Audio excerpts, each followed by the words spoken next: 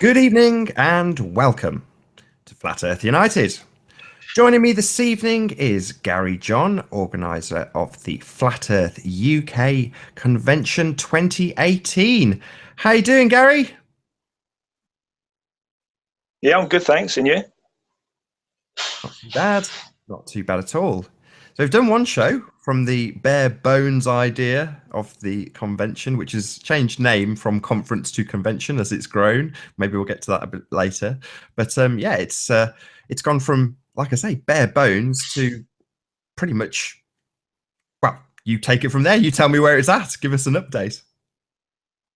Well, as you probably recall, that last, what was it, week and a half ago, I think it was, the actual website, no, almost 2 weeks ago, the website was released officially in all its glory. And obviously it's detailing the speakers, the front, all the contact details and obviously tickets and all the options that go with that.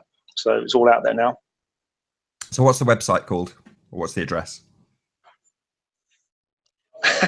I'm going to read it to make sure I don't get it wrong. It's www.flatearthconvention.uk, and there's the logo as well,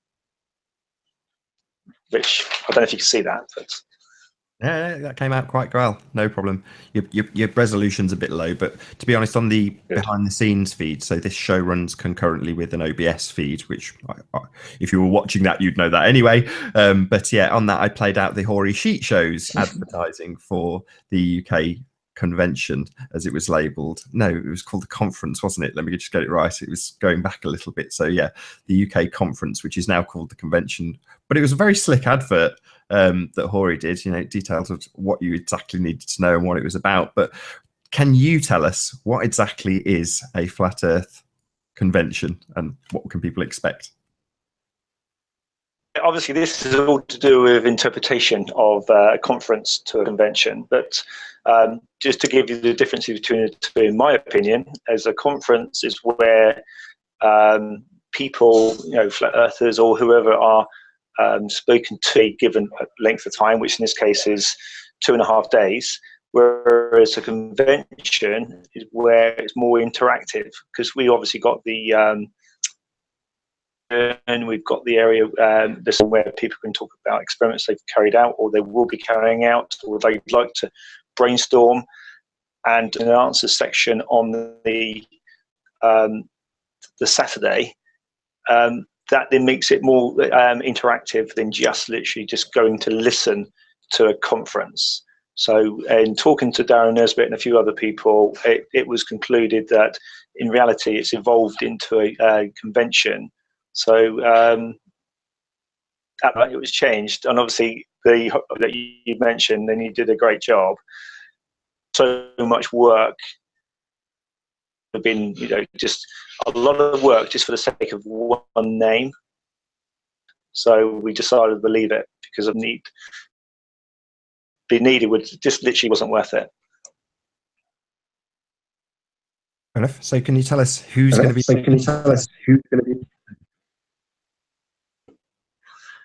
Okay, I'll do it by country because it's a lot easier for me to remember. In the United States, we've got Mark Sargent and John de Morgar. In Spain, we have Oliver Ibáñez Ludlow.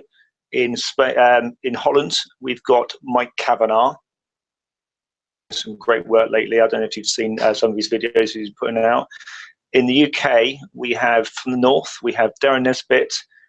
In the Midlands, we have Sean Connors and Dave Marsh.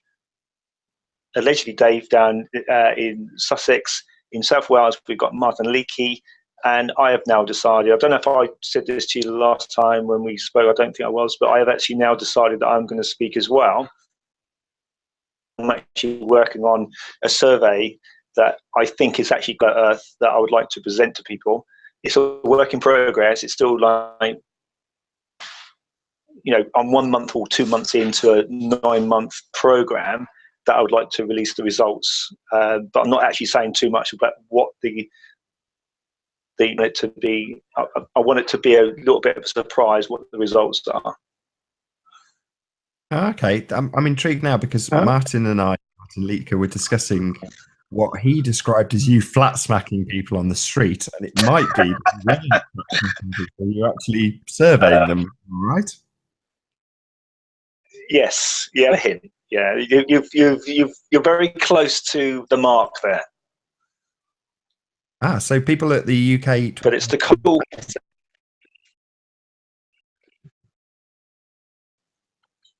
You go ahead. You go ahead. Sorry, could you say that again? I was just going to say, could you repeat the question? We'll get the actual information from that survey from you, correct? Yeah. Yes. Yes, that's right. I'm asking particular questions, and I want to, depending on the results, will dictate how it's presented. Okay, that's kind of robbed me slightly of a line of questioning that I was going to go along, which was about your quote-unquote flat smacking. I don't know, can you tell us limited information about what you've been doing? Probably not, no, said that. God. It's not a big secret, but I just feel that if I can release the results, and I'd like to think it's unique, what I've asked, what I'm asking people. But it's not just asking, they're not that special. It's the analysis that is the important part, I think. To say, because I either say it or I don't, and I don't know if there's any happy ground, happy medium, really. And again, it's not a big deal. It's not like everyone's going to be shocked at my information. It's just the fact that I don't think what I'm doing with Flat Earth. They've obviously done it in industry, but not to do with Flat Earth. I'm aware of. I've never seen anyone ever report what I'm going to report.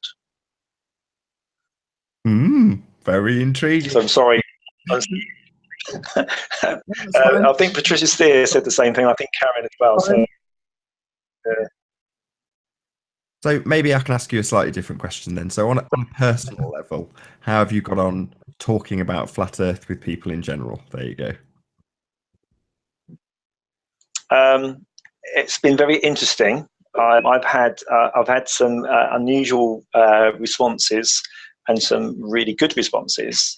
But I have no problem with talking to anyone about anything, really. So from a physical point of view, actually doing it's easy. And I've actually recruited through our mixer in Cardiff, spoke to about it.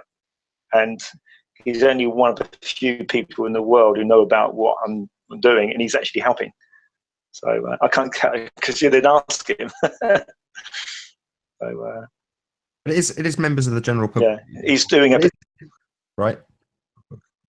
Yeah, it's literally just random people that have been asked certain questions, and I'm then going to collate the data.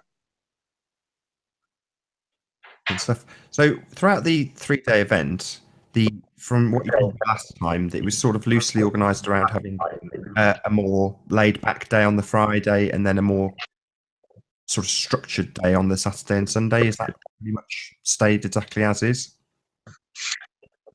Yes, I'm not too sure. I can't remember exactly what you and I discussed last time, reference to Sunday, but did I say to you that I would like it to be, and in talking to the speakers, it looks like it's going this way, that it's going to be a debate about the model. Among other things, it can be other subjects as well, but the main subject I would like to be debated is the model that the particular speaker actually supports. Because as you know, there's different people that think there's a pizza map, or the round, the square map, or is it concave, is it hollow earth? There's so many different versions that I just think it's probably about time that maybe a debate was carried out.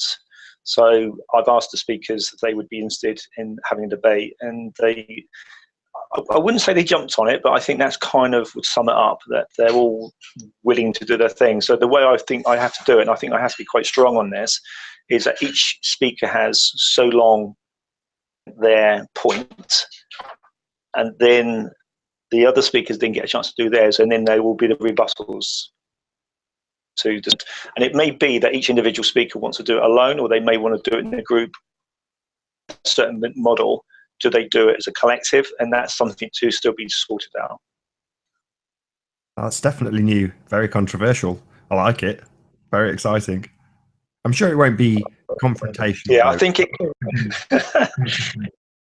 One thing I will say to you, though, Nathan, is that I deliberately have gone for the Sunday, because that way, if it was like was on the Saturday and it was all out war, then the Sunday may not happen. So let's get the Saturday out of the way. Let's do the presentation and question and answer section. That's clean, and then the Sunday could be whatever. So in effect, what you have is Friday. Friday is going to be a fluid. If we find that the open mic session ends up taking up most of the evening because it was really popular, then I'm not going to stop that. But then we just cut back a little bit on the speakers and also the experiments. If the experiments seem to dominate, then obviously it's a fluid type of evening. And I don't know if it's a good idea or not. I think it is, but we'll soon find out. But the Saturday is the more formal. Do their presenting, but I don't want them to present for if they get 40 minutes each. I don't want them to present for 40 minutes because that's no different to people just going to YouTube and just listening to a speaker. I think the interactive question or questions and open up a debate within their subject matter is the type of thing that I'm interested in. That and it's not just me. I've also got feedback from a lot of people when I did my initial research about doing all of this. And the Sunday was going to be a backup to the Saturday, but it's now evolved into a debate. And I don't actually see any reason why also people in the audience can't get involved in that as well. It doesn't have to be just the speakers, but predominantly that's the plan. Wow, I think it sounds very cool. I mean, I think it's a win-win because universally, even the concave community agree that we don't live on a heliocentric ball, and the heliocentric ball is the accepted standard. So therefore, universally, there's not going to be anybody there saying, well, I think, and then spurting a load of mainstream rhetoric. That isn't going to be happening. So yes, there's going to be lots of speculation and hopefully presentation of evidence, but ultimately speaking, it will be a cordial debate. It's not going to. I don't think you're going to have people throwing it at each other and getting angry about the flat Earth model. I just don't see it. I don't know about you. Sorry about this. Can you jump? It's a thoroughfare. Yeah, so right, but I am actually going to bring eggs because I just feel that if any eggs need to be thrown, then obviously they're going to be. I don't want them left hanging. I will be supplying some cooked, some raw. I see. So if there's any eggs pelted coming from you, will they, Gary? What I'm going to do is I'm going to make sure I've got like if you excuse the pun, I'm going to have a shell suit covered up and with the goggles, so I'm going to be totally safe. So everyone else can actually get covered. We haven't actually mentioned the address yet. We should really. Yes, obviously on the website, but it's Jury's Inn, and it's I actually did do the postcode, so people can look it up if I can remember where I put it. I don't remember. I know it's B1. Oh yeah, it's B1 2HQ, and it's actually in the heart of Birmingham. The Jury's Inn, Birmingham. I can't remember the number. Jury 1. Do you want to just read it? If I remember brightly, I think it's Broad Street, isn't it? If I remember brightly. I haven't looked lately, but I think it's Broad Street. But it's central London. Birmingham even. So Jury's Inn, Broad Street, Birmingham, B1. What was the rest of it? 2HQ. Birmingham B1 2HQ. Hotel Quebec. Rattle off the dates as well, just so we'll do it again. We'll plug it a few more times. I remember the last time when I did it a few times. It's the 27th, 28th and 29th of April 2018. Okay, now I've got a couple of subjects. You can choose which one you want to tackle first. So before we started the main stream, you explained that you'd had some detractors. That's part one. Well, let's just. I've already opened up that floodgate, so let's just go straight into that. Why not? Yeah, it kind of happened beforehand when you and I spoke last time, but it's happened again where over a 2 or 3 day period, I was absolutely me apart on the internet, just to say that I'm obviously out to scam people. There's two things. It seems to be centered on Mark Sargent is a shill. So how dare I actually have an event where Mark Sargent's coming? That's point one. And the other one is I'm clearly out to make money So, and just, it's not a secret, I actually, I've got my own business, and it's actually looking after firefighting equipment. So I'm even plugging my own business here. And all it is, I'll go to customer sites to actually make sure their fire systems are working, because where a fire brigade wouldn't be able to get there quick enough, I put in systems that actually will do it automatically. So no big secret. I have my own business, and it's only small, but you know, it ties me over. And the other thing, it seems to be that a lot of people seem to be concerned about my name. And my actual full name is Gary John Heather. I've never used my surname on social media. I just haven't in 7 years. And people also seem to be worried about the fact that I've only had my profile on Gary John since May. And the reason for that is when I first set up Facebook, I never wanted to use my surname, because I thought the way I look at it is, if I wanted to contact people, I would contact them because I want to, not because I want them to contact me. So I always use my middle name. And then when it eventually came to the point I got into Flat Earth, I just carried on with that. I wanted to actually do a convention. I needed a Facebook account that was just unique for Flat Earth. And it happened to be in May, because I listened to what Darren said about he wasn't going to the convention. And I thought, went on, and possibly with some people in Europe, possibly not. But people seem to be getting hung up on the fact that the profile didn't start until May. Mark Sargent's a shill. How dare I invite him?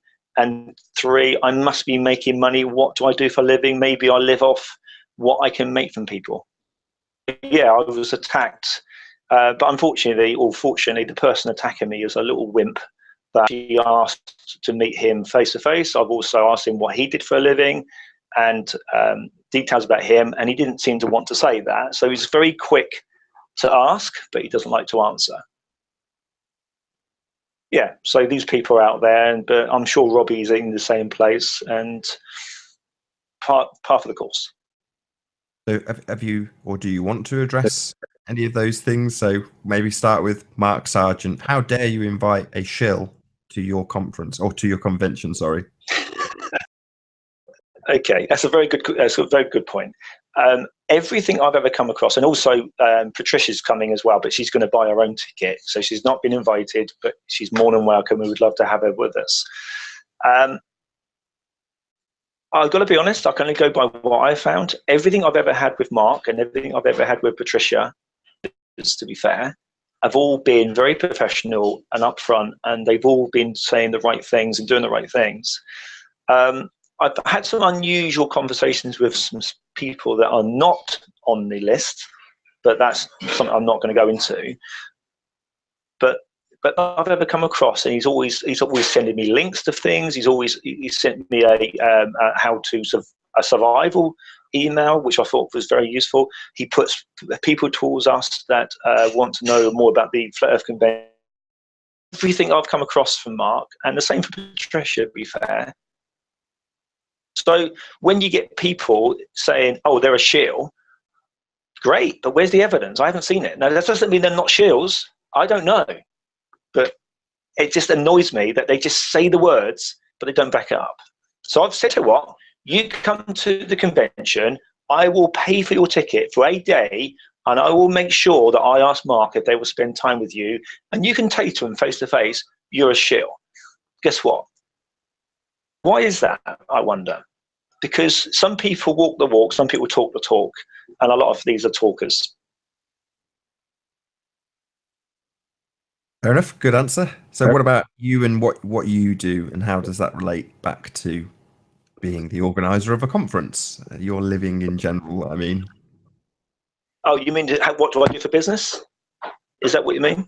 You don't have to answer that. I mean, it's just one of those, you've been asked and you've aired it here, so there may be other people. I normally think of it in terms of ratings. So, you know, if you've got a Nielsen box, you're representative of about 10,000 people. So if you've been asked one question, or if you get one complaint, the list goes on and on. You know, there's a good chance that there's other people who are thinking the same thing. Yeah, I mean, it's no secret. I don't mind. I haven't quite got a website for this company. You know, I just never got around to it. But I've actually paid for it now. You know, to have it. But my company name's Total Fire UK Limited. Been going since 2009, since 2001. But we merged and demerged a few times. So I only employ one other person. We're very small, but I do a select. So I do a certain type of work that is not the usual within the fire industry. Nothing secret, nothing special. But again, this person he was asking wasn't asking as such. It was almost like accusing that I clearly am probably not employed. I must be making my money from doing things like this, which I must admit, if that was the case, I would go broke, wouldn't I? I wouldn't be able to eat. So, I mean, bearing in mind, Nathan, just as you probably already know, I've already put in, including going to Holland for some meetings, I've already put in £1,300 of my own money. So I just wonder, these people that are actually putting the fingers, what have they put into financially? It's a tricky one, because I know why you want to justify what you've put into it, but as far as I'm concerned, making a profit from doing anything that involves time and effort is perfectly acceptable. You know, it seems unreasonable to demand time and effort and not get paid for it, in my view. But I mean, I don't know how you see it, maybe differently to me. Yeah, I can see your point, but I think from my point of view, yes, my time isn't free, of course, but the way I look at it is if I manage to get everything paid for, and I mentioned the hotel paid for that weekend as almost like a return, then I'd be very pleased with that. You know, that's what I would. You know, that means in that it clearly has made enough money to do that. But the way I look at it is, for me, if it makes enough money, I mean, at this moment, I haven't got to even to provide the tickets. That's how close the margins are. So these people that think it's going to be making a huge profit, well, I can't see it. So you have to show me where this is. You haven't. To be fair, if most people actually end up losing their early bird option and they end up buying a standard ticket, then yeah, that will probably move closer into, it will make more money than it would cost to put on the event. But that just means that I do one of two things. I either make the event slightly better, I could improve on if I had the money, or it will go into future events, like I was saying to you before we started this about the European Convention that I want to put on. But the thing is, and I spoke to Robbie about this, about the putting on a webinar, the cost for a webinar is huge. And I've worked out that 3,800, which is including the VAT, and that is only covering up to 100 people. And as you put on more people, that cost goes up. But the break-even point for that is about 200 people. Now, if I end up having 80 people pay £20 each, I should have actually, in theory, charged them £40 each. So I'm already to £2,000.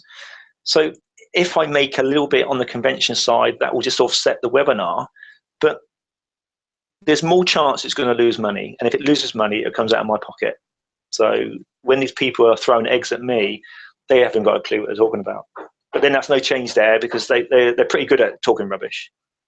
What's the webinar section then? It's literally an opportunity for streaming for the Saturday and Sunday. I haven't decided Friday as well, because again, it puts up the cost. But it's so people around the world who either can't make the convention because of distance, you know, the location, or maybe they can't, whether they will be able to download live, and it just means that anyone in the world can access it if they wish. I presume that's pay-per-view. Have a professional company. Sorry? I was going to say that's pay-per-view, so as opposed to what you and I are doing now, which is just streaming for free on YouTube, you actually buy a ticket and then you get access via the web site, presumably. Yeah. That's it. Yeah, I mean, obviously, I've got to talk to them about how we do the link that people get, like a unique link that is only for them. I don't know how that works. So that's where they come in. But I need to have a technician there for the audio and video. I need another technician there to do the webinar, and the cost of the hire of the equipment and all their setup time, server space, and the whole setup. Because if it's, I was talking to Robbie about this, and he was right in saying that if you do this and you do not do it in a professional way, it will really undermine everything. And I can't afford to do that. I just can't. risk to wing it. Thanks for that, Robbie. I have to invest. No pressure added at all.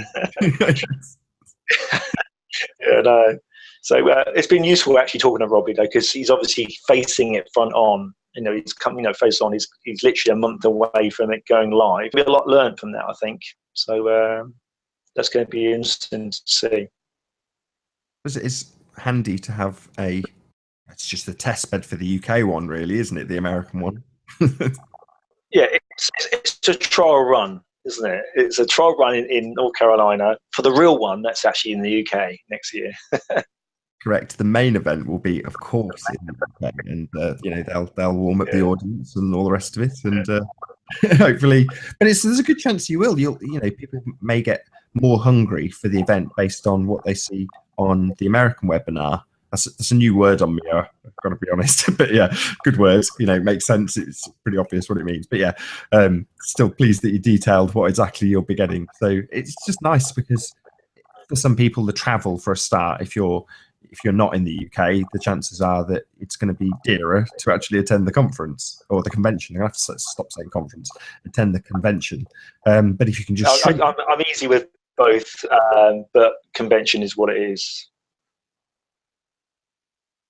Yeah, streaming it is just a doddle, and if it's a few quid, obviously well worth it because you can't attend. So marvelous, I love it. Can you tell the audience what is that taken? You've mentioned a bit about chatting to Robbie Davidson of Celebrate Truth, who's organising the American convention. But what has it actually taken to get to the point where you can say yes, you can buy a ticket, yes, you'll be able to stream it? What's it taken? Are you talking about the webinar now? In general, to go from our last conversation to this conversation, what have you had to put in physically? I wanted to try and make the audience aware that it's not just a few phone calls to people like Robbie and then a couple of Skype messages, and I want people to be completely aware. No, it certainly hasn't. No. Well, it's probably been something like 100 phone calls to the hotel and probably about 50 emails to try and fine-tune exactly what package, because the option I've gone for, and it may be that I wouldn't do this in the future, and I would like to talk to you a little bit later about what I'm thinking that we're going to maybe do in Europe, is package. And the delegate package is a minimum of 200 people at £29 per person per day. So I can't remember the exact maths, but I think it's something like 16,000 turnover goes on that alone, hotel rooms. So 2/3 of the ticket price is going to the hotel. And to answer your question about what's been involved, I mean, I've had a number of meetings with the web people and calls and emails, and honestly, the list is endless. The hotel has been a big one. That's why when people come to me and say, "Oh, why don't you just go and get another hotel?" And like I said to you on the last chat that we had, that it's easier said than done, because you go to them, okay, now I know a date that I want, and I now know an idea of numbers.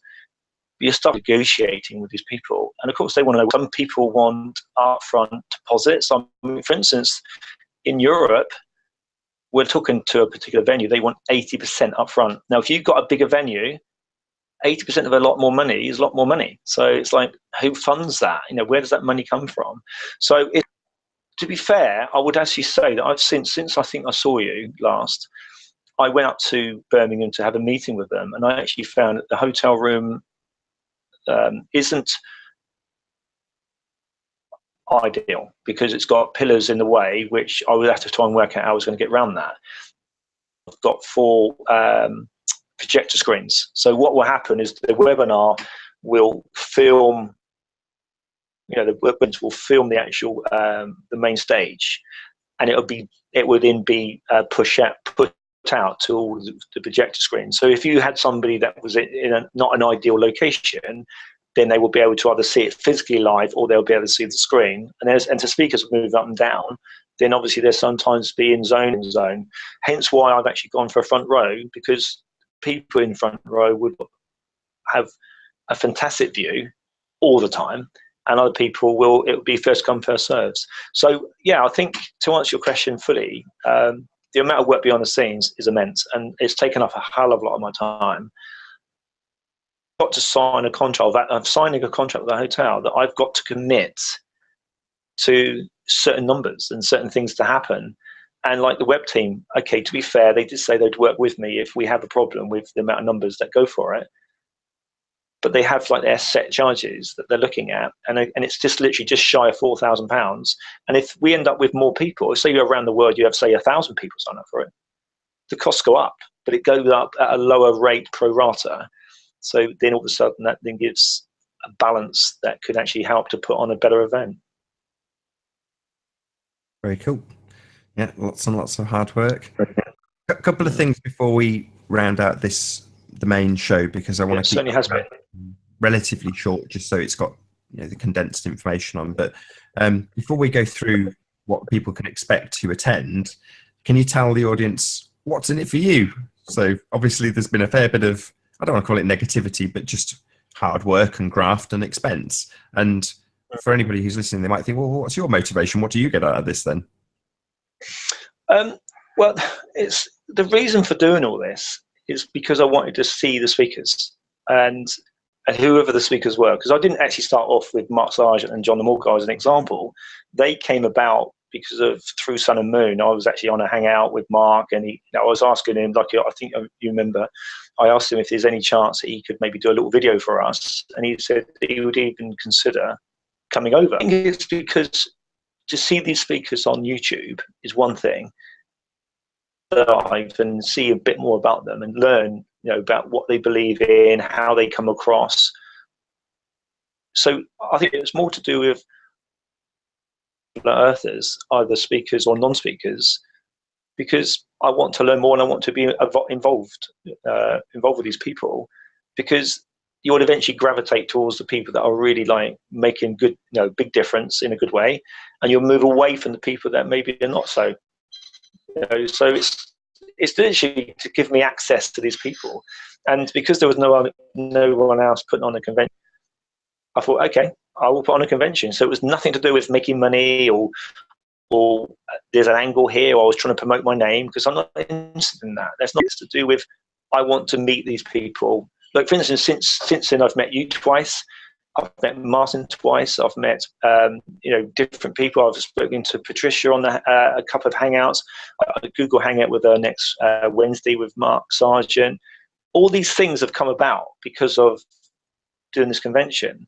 So it's allowing me to have access to things I wouldn't have had before. Motivation really is to engage with these people. Last of all, before we go through one last time the date, time, the place, and all the rest of that, can you just tell again to somebody who's watching this is thinking, okay, what can I expect? What would a member of the audience expect? Say on, you've detailed quite a lot about what would happen on the Sunday, with the idea of having a debate. But if you can maybe pick the Saturday, what would somebody, as they approach juries in, what would they expect to have happen to them as they get there? Talk me through their day. Things when they turn up and they obviously register. If they haven't turned up on the Friday, then they obviously will be able to mingle with other flat earthers, including the speakers. And one of the things I want to have is like a photo board, which will, there will need 2 seconds. It will be that, a big shot of that on a board, and then people can then have their photograph taken with either their friends or with other flat earth strangers or with the speakers or whoever. It can be words or oyster, and they can obviously do that to their heart's content. So it's the initial people meeting up, and there'll be networking and having a chat. Because the official launch is really the Saturday morning, because I don't quite know what the Friday's going to bring. I don't know if it's going to be how many people turn up. I don't know how it's going to be received. So I'm aiming for the Saturday morning. Everything is really Saturday morning, and each speaker element of time to actually do a presentation or discussion about things that they're working on lately. And then it's open up to the audiences. So that's where the event will be as good as people make people. Say, for instance, you have Mark Sargent speaking for 20 minutes, as an example, and not one person asks a question, then they can't then walk away disappointed that they were part of that. So it's down to the people to decide what they want out of this. And then obviously then when we have our lunch, there'd be food that's included within the ticket. And obviously tea and coffee in the first thing, there'd be tea and coffee, and there'd be tea and coffee mid-afternoon on the Saturday. And as soon as it finishes at 6 o'clock or whenever it finishes that evening, then people again will be able to engage. And the other thing that I don't know, I can't remember if we had this discussion last time, but I'm trying to do an evening where people, like Martin said, he was going to do a little bit of comedy, and Darren Nesbit's going to play his guitar and sing, and other people, anyone in the Flat Earth who's coming, contribute to put on a fun evening. So that's the Saturday. I can picture it now, because I'm starting to build a mental picture of how it'll be, because I can picture sipping a cup of tea or whatever and having a conversation with somebody random next to me whilst there's something going on the webinar, which is obviously going out to the public as well, but I can see it on one of the projection screens while I'm having a chit chat and with maybe somebody that I've chatted to already or whatever on stage. So I can picture the sort of networking opportunities that people who seldom get an opportunity to join in with the hangouts, maybe they can actually. I don't think you're going to get people quizzing Mark about actually being a shill, but I'm sure they'll have plenty of flat Earth questions for him or whoever else is in attendance. All of the speakers that are going to be there. I think it is though, Nathan. Yeah, I think what it is, there's going to be a lot of people that are going to turn up that have never actually met another flat earther, and that is quite special. Because I remember the very first time I went to a meet with Laura Brooker, and I was with another 20 odd people, and I was just blown away at the time before we went off to do the experiments down in Worthing. And I was just blown away to be around other flat earthers. So it's going to be as much as, like I said, it's going to be as much as people put in, because they're going to turn up and they're going to obviously network and they're just going to chat, and then they're going to be able to meet the speakers, and then the actual presentations. And again, I do not want, and that's one of the things that I was very keen on, and other people have said this as well, is I just don't want a speaker to talk for their slot, and that's it, because that's no different to just watching them on YouTube. There's no point.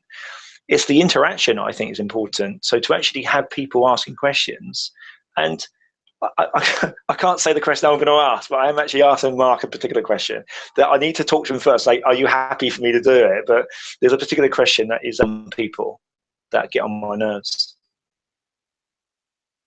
Oh, go on. And it gives us the opportunity to do this. Well, okay. It's going to ruin it, but I was going to say to him in front of everyone, "Are you a shill?" and see what he says. Because all I want to do is, because I don't believe it, but I want to shut people up. Yeah, I think the answer will just be no. I don't think you'll be able to shut the answers. But yeah. Okay, before we wrap up the show, then, can you give us the address and the time and date of the Flat Earth conference? It's 7 o'clock on the 27th of April, which is a Friday, and that will go on to about 10:30. The Saturday morning starts at 10:30, goes on to about 6, and the Sunday starts at 10, goes on to about 3, with obviously a little bit of time before and afterwards to mingle and mix with fellow flat earthers. And what's the address? Broad Street, Birmingham, B1. Oh dear. 2 HQ. Hotel Quebec.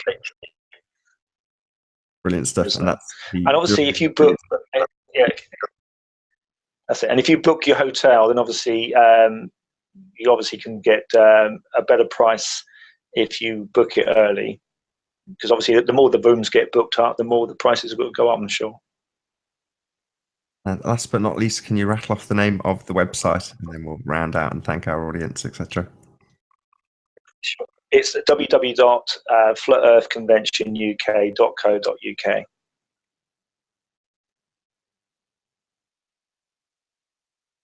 Superb. Right. With that, I will say a massive, massive thank you to Gary John for being here on Flat Earth United. I will add at this point that we will continue to stream on the behind the scenes broadcast with OBS. So first of all, to you, Gary, thank you very much for being here.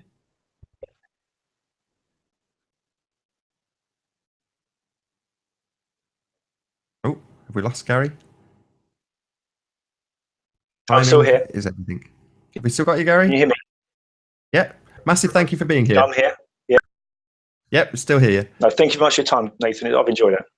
It's a pleasure. Will you hang around for a few minutes just after we finish, just for a quick chat and round out on the OBS stream? Yeah. Brilliant. I'll say I'd thank love you. to. Main audience on Google+. So thank you very much to all of you who have joined us in the live chat. Be sure to check out the website for the UK conference. If you're new to this channel, be sure to hit the subscribe button and the bell notification icon to keep up to date with videos from Nathan Oakley 1980. I've been Nathan Oakley. I'll see you all in the next video.